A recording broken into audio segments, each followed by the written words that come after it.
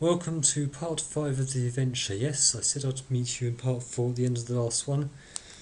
So if you're thinking of writing in a postcard saying that I got a lost count, you would be right, but we'll continue with part 5. Now, we've just taken the sceptre from the skeleton, which has crumbled into dust and told me to remember Zorton. So we'll go west. You're at the west end of the audience hall, and we'll go west again. We're back in the catacombs. Now the way back is different. We go southwest, east, southeast, northeast, east, southeast, down, south and north. And it says you're at Y2, but with a question mark. Okay, from the second Y2 we go south, which takes us to the exit on the steps. So we'll go up the spiral steps, you're on the steps, and we'll go up, continue up to the division in the passage. In the fork in the passage by the steps, there's a small empty earthenware flask here, so we're going to go north. You're in a pearl grunt room. A massive walk-in safe tapes up an entire wall. It is tightly closed and has no handle, lock, nor keyhole. Now, this safe is very special, which you'll find out about later. And how do we open it? Well, you need a skeleton key. And the skeleton key was given to me by the skeleton. So we say, Zorton.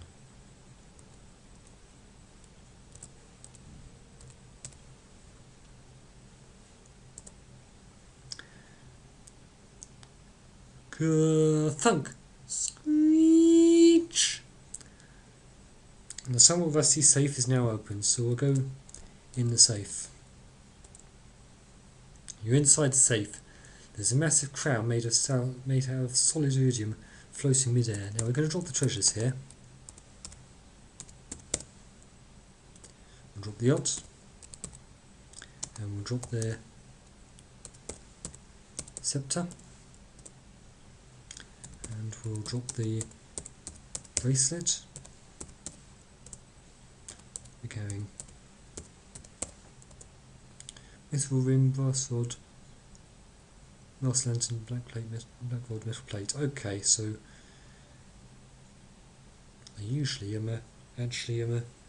put the flask in as well. So let's just go out of the safe. In a pearl grunt room, a massive walk-in safe takes up the entire wall.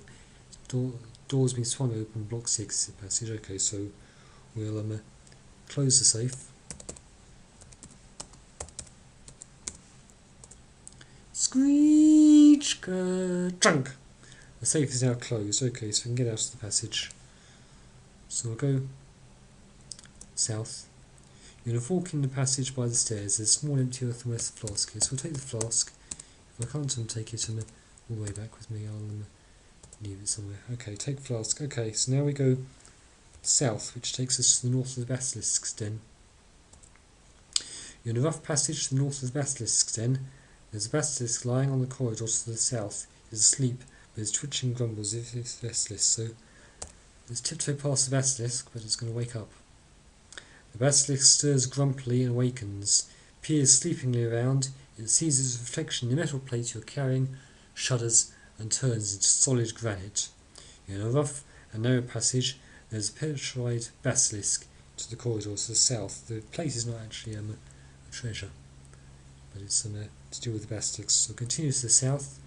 You're in the north end of the Valley of Stone Faces. Dark tunnels lead northeast, north, and northwest. So we'll switch the lamp off here. And then we will head south.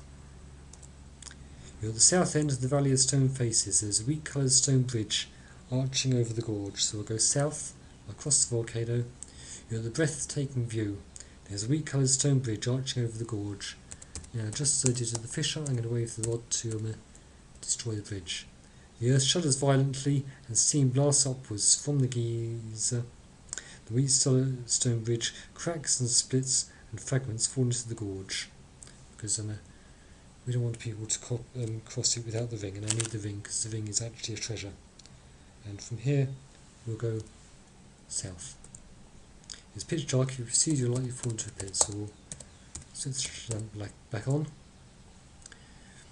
Your lamp is now on. The walls are quite warm here. From the south can be heard a steady roar, so loud that the entire cave seems to be trembling. Another passage leads south and a low crawl leads east. There are rare spices here, there's keys on the ground here, there's food here. Okay, so we'll take the spices.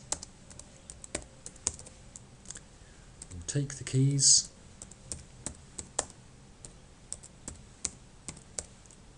And we'll take the food.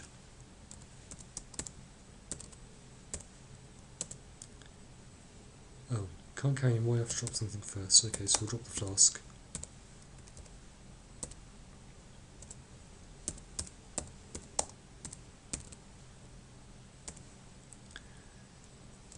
Okay, I usually leave that in the safe. Okay. As I said, I don't need the flask, but I like to carry it, but at this point I can't. So we're going to go south. It says you're in the fork in the path. So in the fork of the path we go southeast, and it says you're walking along a gently sloping north-south passage lined with oddly shaped limestone formations. So we'll go south. You're standing at the entrance of a large barren room. A sign posted above the entrance reads, "Caution, bear in room." So let's enter into the room by going east. And you're inside a barren room. The centre of the room is completely empty except for some dust. Marks on the dust lead way towards the far end of the room. The only exit is the way you came in. There's a ferocious cave bear eyeing you from the far end of the room. The bear is locked to the wall with golden chains. Let's feed the bear. The bear eagerly wolfs down your food, after which he seems to calm down considerably and even becomes rather friendly. So we'll unlock the chain. If you say unlock bear, it says I do not know how to unlock such a thing. So unlock the chain. So let's spell chain right. And unlock.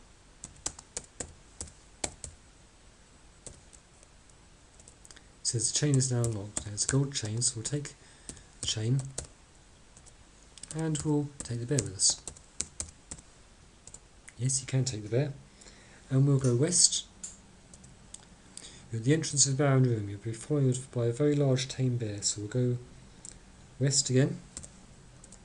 You're in the limestone passage. You're being followed by a very large tame bear, so we'll go north.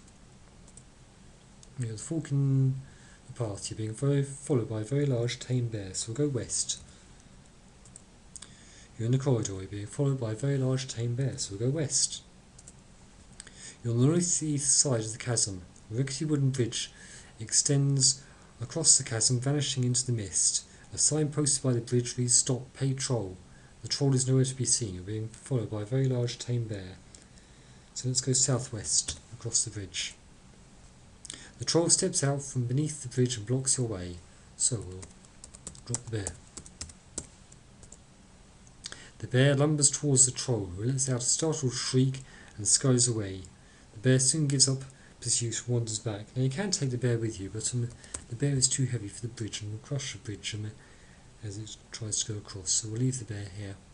Thank you, bear, and we'll go southwest. You're on the southwest side of the chasm. A rickety wooden bridge extends across the chasm, vanishing into the mist. A sign posted on the bridge reads, "Stop, pay troll." The troll is nowhere to be seen.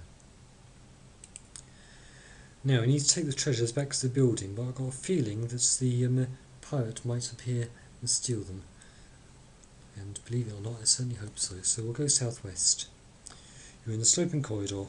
We'll go down. You're in the large low room. Crawls lead southeast and southwest. This time we'll go southwest. You're in a sloping corridor. Oh God, I went wrong. Out of the shadows behind you pounces a bearded pirate. "Ha-ha, clothes! I'll just take this booty and hide it away in my chest deep in the maze." He snatches your treasure and vanishes into the gloom. Right, I'll go down again into the large room and go southeast. You're the Oriental room. Ancient Oriental cave drawings cover the walls. A gently sloping passage leads upwards to the north. Another passage leads southeast, and hands and knee crawl leads west. There's a delicate precious Ming vase here.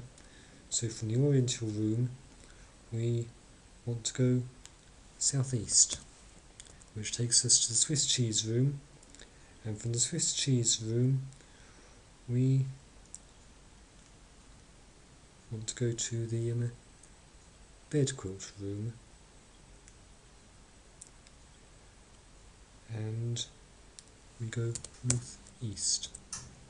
You're in the bed quilt room, a long east-west passage with holes everywhere to explore random, select north, south, up or down. So we'll go up. You've crawled around some little holes and found your way blocked by a recent cave-in. You're back in the main passage. Actually, while we're here, we'll drop the rod, because we'll need that later. And we'll drop the plate. Let's just see what we're carrying. Set of keys, mithril lantern, glass lantern. Okay, we'll drop the keys as well. And we'll go up again. You've crawled around some little holes, found your way, blocked by a recent cave-in and wound up in the main passage. We'll go up again. You're in a secret north-south canyon above a sizable passage.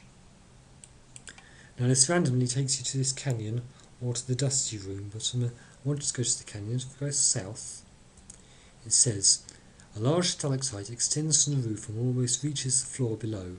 You could climb down it and jump from it to the floor, but having done so you'll be unable to reach it to climb up. So we'll go down. It says, you're in a maze of twisted little passages all alike. Now this is the maze where the pirate keeps his chest, so we'll go through the maze to get his chest. Now the maze is all alike, so I will not read out the description after this unless it's different to what we are. So we go north, south, south, south, north, east. It says you're on the brink of a 30-foot pit with a massive orange column down one wall. You can climb down here, but you cannot get back up. The maze continues at this level. So we continue east. You're in the maze of twisted passage all right there. Faint rustling noises in the darkness behind you. It's really spooky when you go to get the pirate's chest, you know he's following you. Northwest, dead end. The pirate's chest is here, half hidden behind a rock. There are rare spices here. There's a golden chain lying in a heap on the floor. So we'll take the chest. We'll take the chain. And we'll take the spices. He doesn't take the ring, and I reckon that's because you need it to get across the volcano. Now, the pirate is disabled now. We've got his chest, so we'll go southeast, back to the maze of twisted little passages all alike, and we'll go north, which takes us to the brink of the pit. Now we go down, and you're in a bird chamber. So from here we'll go east. You're in the awkward sloping east-west canyon. We'll go east again. You're in the debris room. We'll switch off the lamp to save its power. And we'll say the magic word. It's pitch dark. If you proceed, you're likely to fall into pit. So we say the magic word again. X, Y, Z, Z, Y. Foof! Now we're back in the building. So we can drop the treasures. So we drop the chest.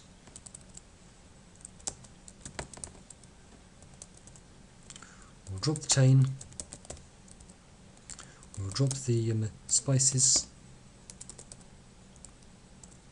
And we'll drop the ring. Now, what about those treasures we put in the safe? Well, there is a second entrance to the safe nearby, so we'll go and get those treasures, but we'll do that in part 6. So, thank you for watching part 5, and I'll see you in part 6.